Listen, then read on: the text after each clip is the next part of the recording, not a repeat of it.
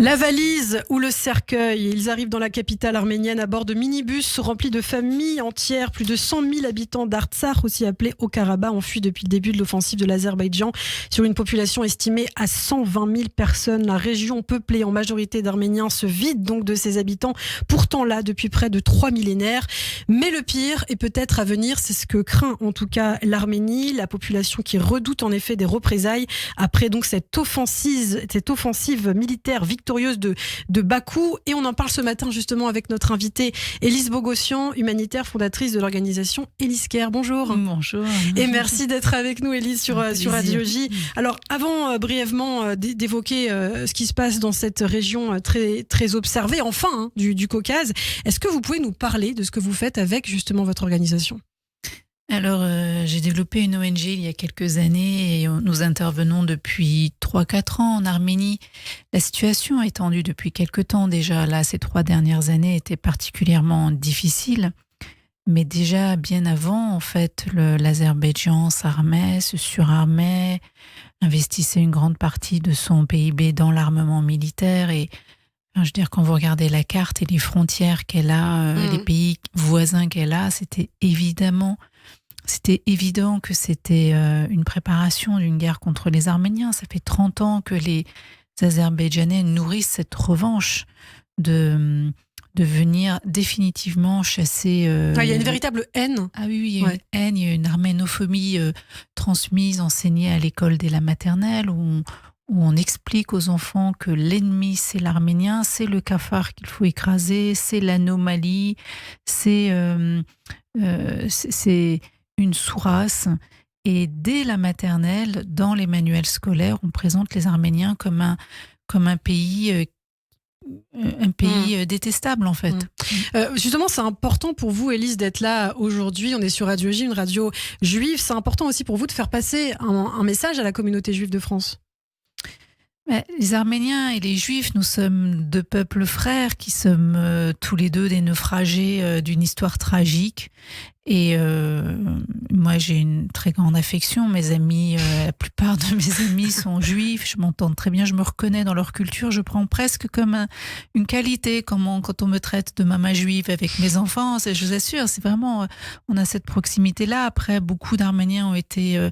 Les Arméniens ont été très choqués aussi qu'Israël vende de l'armement à l'Arménie. Et c'est vrai que cet armement de pointe a joué à défavoriser le rapport de force au détriment des Arméniens.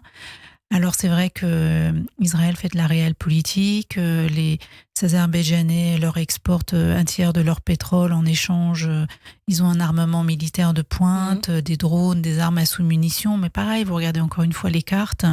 Les frontières, cet armement a été utilisé contre les Arméniens et ça, c'est un grand drame pour nous. Alors Élise, vous étiez justement à Goris ces derniers jours, donc en Arménie, là où affluent tous ces réfugiés. Quelle est la situation sur place ?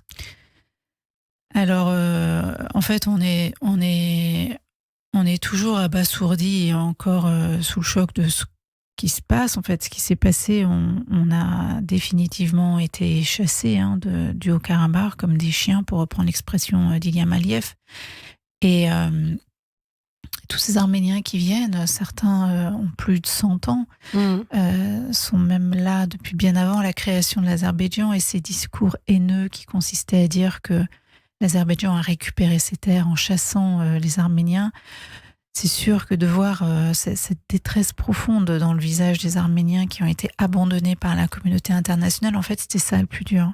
C'est le fait qu'on a cru jusqu'au dernier instant au miracle.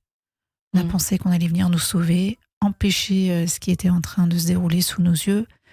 Ça faisait des mois qu'on dénonçait les pratiques de l'Azerbaïdjan avec le blocus. Ça fait des mois qu'on dénonçait ce qui allait arriver. Et puis finalement, c'est arrivé.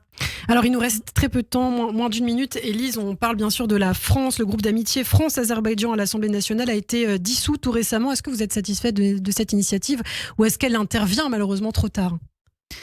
De toute façon, il faut dénoncer ces dictatures qui pratiquent la diplomatie du caviar. Et aujourd'hui, les élites qui sont corrompues, les groupes qui sont corrompus, les intellectuels qui sont achetés, les artistes qui sont achetés pour diffuser, réécrire l'histoire, refaire des manuels d'histoire, etc. Tout ça, il faut le dénoncer. Et la dissolution d'un groupe comme ça, c'est symbolique.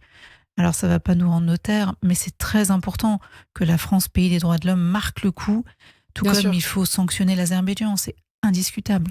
Merci beaucoup Élise Bogossian. Et c'est vrai, aujourd'hui, on attend cette visite de Catherine Colonna en Arménie, la ministre française des Affaires étrangères qui s'y rend pour réaffirmer le soutien de Paris à Yerevan. On aura bien sûr l'occasion d'en reparler sur Radio J. L'ambassadrice d'Arménie en France sera d'ailleurs notre invitée dans quelques jours dans ce studio. Merci Élise et à très bientôt. Merci Ilana. Radio J.